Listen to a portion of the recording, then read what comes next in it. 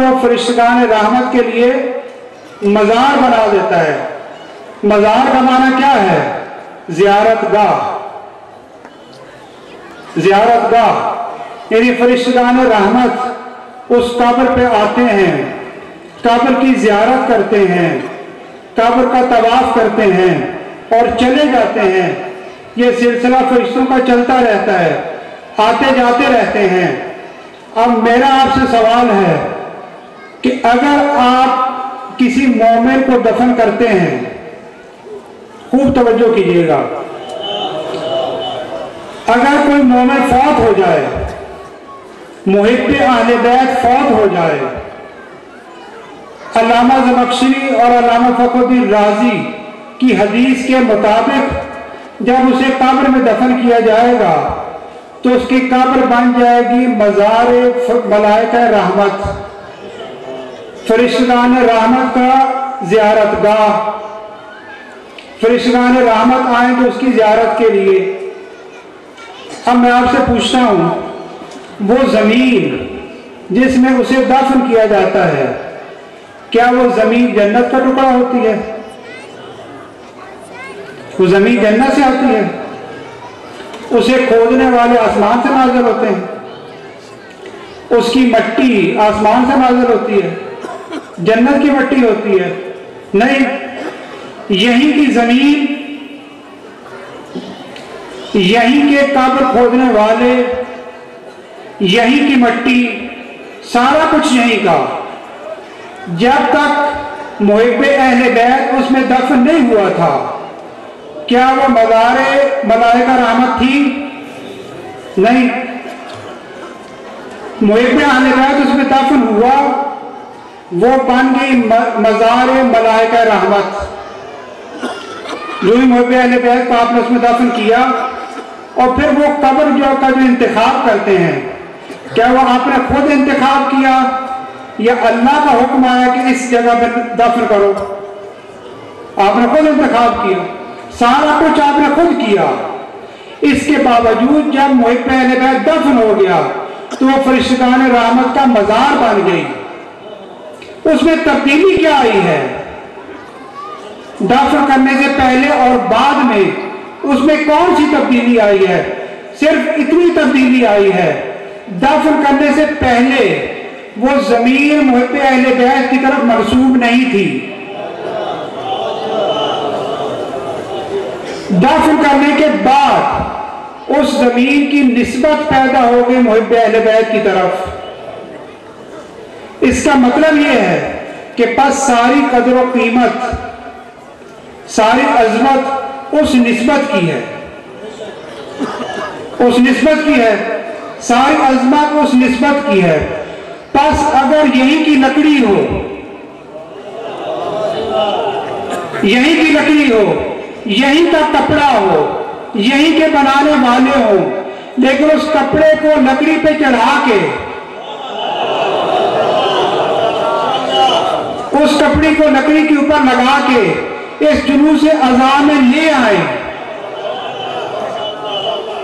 تو وہ اب عام کپڑا لکڑی نہیں، وہ علمدار کا علم ہے۔ آغوت کا دل گھبرائے گا، غازی کا علم لہرائے گا، آغوت کا دل گھبرائے گا، غازی کا علم لہرائے گا، نعرہ حیدری، یا علی یا علی یا علی۔ اب وہ علمدار حسینی کا علم ہے۔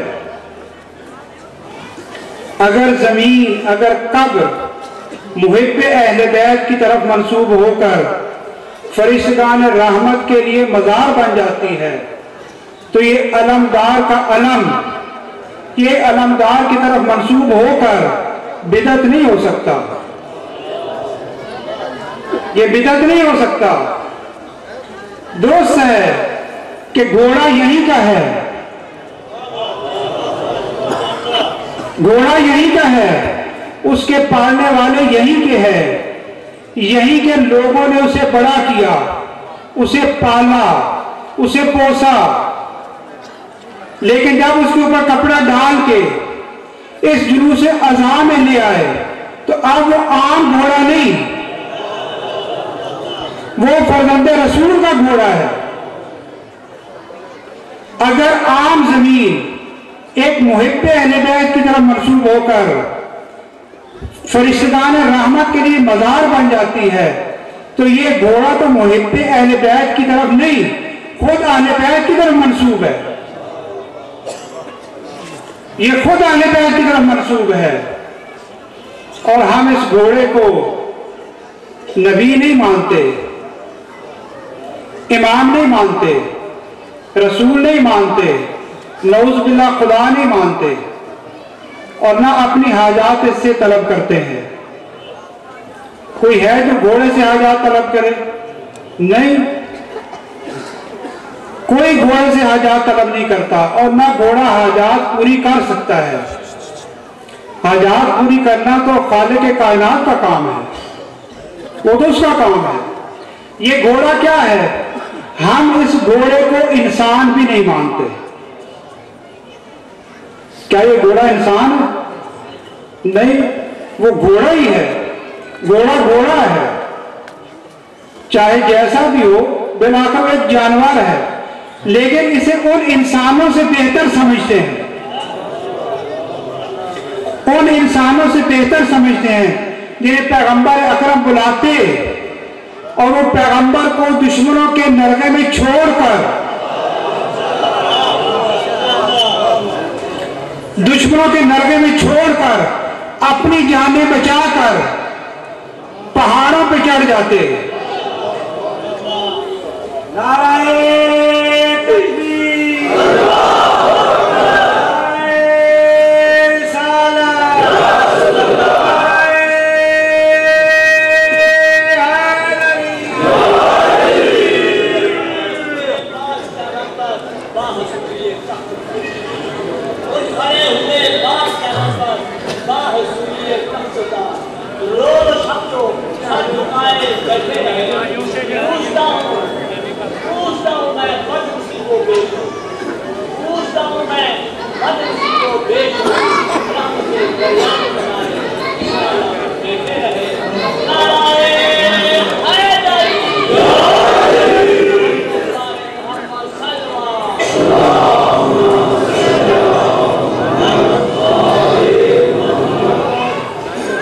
وہ مسلمان تو بھاگ جاتے تھے، لیکن یہ گھوڑا یہ بھاگا نہیں،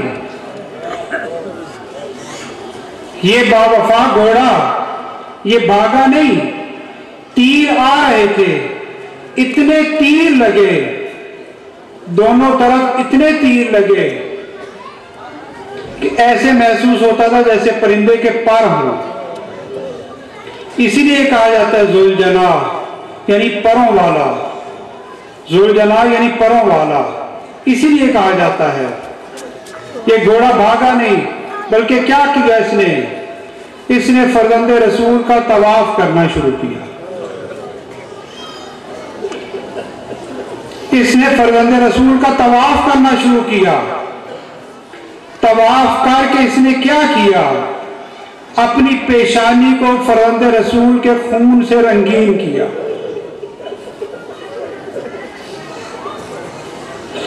اپنی پیشانی کو فرزند رسول کے خون سے رنگین کیا، اور اپنے آپ میں کہتا ہے سب سے پہلے جا کر سکینہ کو اطلاع دو، شاید سکینہ کو پتہ نہ ہو۔ گھوڑے نے خیام کا رخ کیا، خیام کا رخ کیا۔ سکینہ نے گھوڑے کے قدموں کی آواز سنی، دوڑ کے خیمے کے دروازے پہ آئی۔ کیا دیکھا؟ زین ڈھلی ہوئی، زین ڈھلی ہوئی، باغیں ٹوٹی ہوئی، ٹوٹی ہوئی باغ کو پکڑا، ایک جملہ فرمایا، یا جواد ابھی، او میرے بابا کے گھوڑے،